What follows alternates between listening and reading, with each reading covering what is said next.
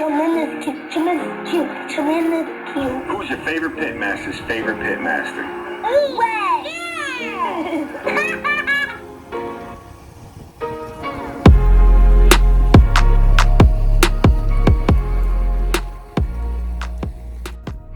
Hey, what's going on YouTube? It's your boy here, Wade Morris, owner of Pitmaster Tremendous Q, and today I am cooking up a pretty interesting product for you guys, all right?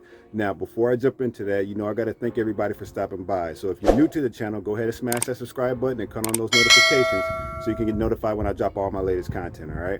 And for all my returning subscribers, of course, I appreciate you guys' support. Now, you guys are going to have to stick around to the end of this video so you can see my opinion on these poor man burnt ends, but that's what we're cooking up today. All right, it's a less expensive version of the point on a brisket in order to produce burnt ends. Real interesting cook. Let's go ahead and jump right into the video. All right, so we're on the Kong. Again, it's starting to get chillier out, so I've been using the Kong a little bit more to just help me maintain that temperature without having to fight too much. All right, so today we are making poor man's burnt ends. All right, now I grabbed the meat that was available from the commissary, and we're using a chuck roast. This is the common cut that I've seen being used for the poor man's burnt ends. And as far as prep, I'm gonna prep it just like I would a brisket, because I want to try to replicate the taste as much as possible. Okay, so I got it rubbed down with my salt and pepper. All right, we got it thrown on the pit, and here is a close-up for you guys while I am setting up the ThermoWorks probes. I got to make sure that the wizardry is on track. Now, I will tell you guys, even though I said I prepped it like a brisket, it's not a brisket, right? It's poor man burnt ends. It's a chuck roast. So there is not as many there's not as much connective tissue that needs to be broken down. So this thing is not gonna take as long as a brisket would to cook, okay?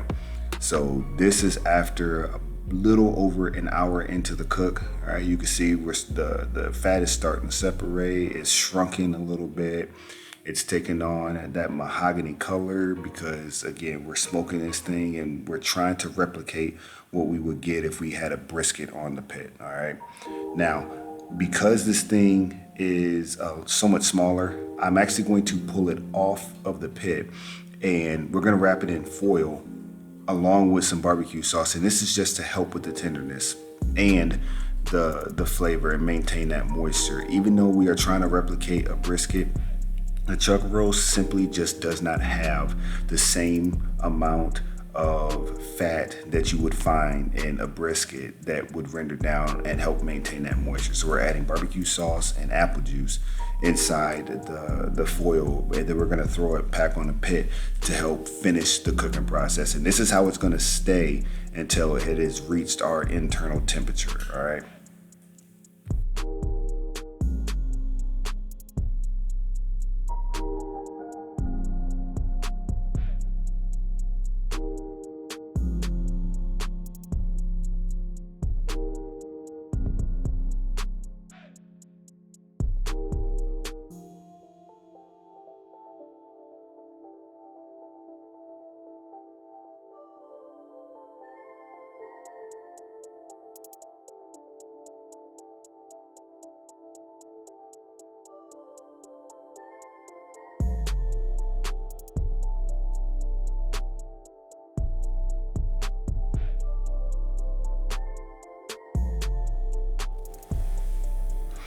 All right, and so now that we've had it back on there, it's been another couple of hours. I'm looking for an internal temperature of around 200-ish degrees, but mainly what I'm focusing on is going to be the tenderness. You can see I'm probing it, I'm poking in multiple areas, trying to see if it's tender with the press of the probe on a thermometer. And this is the first time I've cooked one of these. I pulled it off because I'm pretty sure that tenderness was not going to get any more basically than what I was at, and I got up to about 204, 205 degrees when I pulled it off. So now we're gonna take the roast out, we're gonna put it on the board, and we're gonna cube it up just like we would do our point on the brisket, okay? But I wanna make sure that I save those juices, because these are what the cubes, our burnt ends, are gonna go back into when we put it back on the cooker, because we're not done yet. So again, similar to a brisket, this is a kind of a lengthy process, but not necessarily in terms of time, simply because we're using a chuck roast. It's a lengthy process in terms of the number of steps. You know, you gotta apply the rub, you gotta cook it, you gotta let it rest for a little bit, which I forgot to mention, for this roast, I didn't let it rest very long. It was probably about 10 to 15 minutes. But you can see, as the camera focuses in, you can see the difference between the brisket and the chuck roast. There we go. There is just not a lot of fat on the inside of these things. So even though I had it sitting inside apple juice and inside barbecue sauce, there's still some connective tissue inside of there that it's holding the meat together, and it's gonna be. I'll save you guys my comments on the chew and the tenderness until the very end of the video, but I'll just say this: even with all the apple juice and the barbecue sauce that I added, it still was it was not as moist as I wish that it would have been, or what I'm used to having out of a traditional brisket.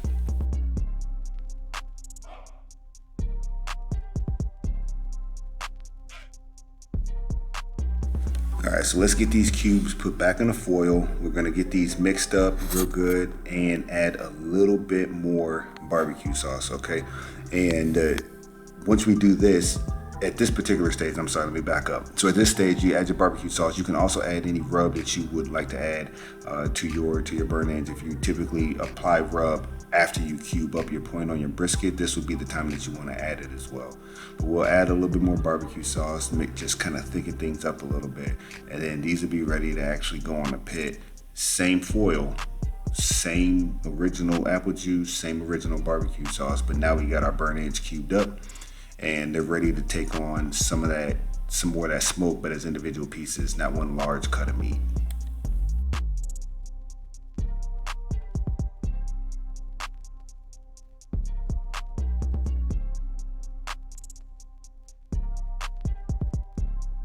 All right, and here's a close-up of these bad boys, okay? Hey, if you stuck around this long in the video, I appreciate it. Go ahead, smash that subscribe button, cut on those notifications so you get notified when I drop on my latest content, all right? Oh, and don't forget to hit that like button. We appreciate you guys letting us know what type of content you like, all right? So it was only about 20-25 minutes. We let these things cook a little bit longer. You can see it's starting to dry out a little bit on the top. Not a problem, we'll just get them mixed up and they'll be good to go, all right? So now that we got these things completely cooked, you guys have stuck around this long, I'm gonna tell you right now, I was not impressed. I'm not gonna say it was a skill issue. I simply just did not like these poor man's burnt ends. They were a little bit chewy, but I think the main thing that I was really frustrated with is the moisture. It was just not a moist product. And for me, when I'm chewing burnt ends, when I'm eating burnt ends, one of my favorite parts is the fat, and the fat that renders down and then moisturizes the meat that's left.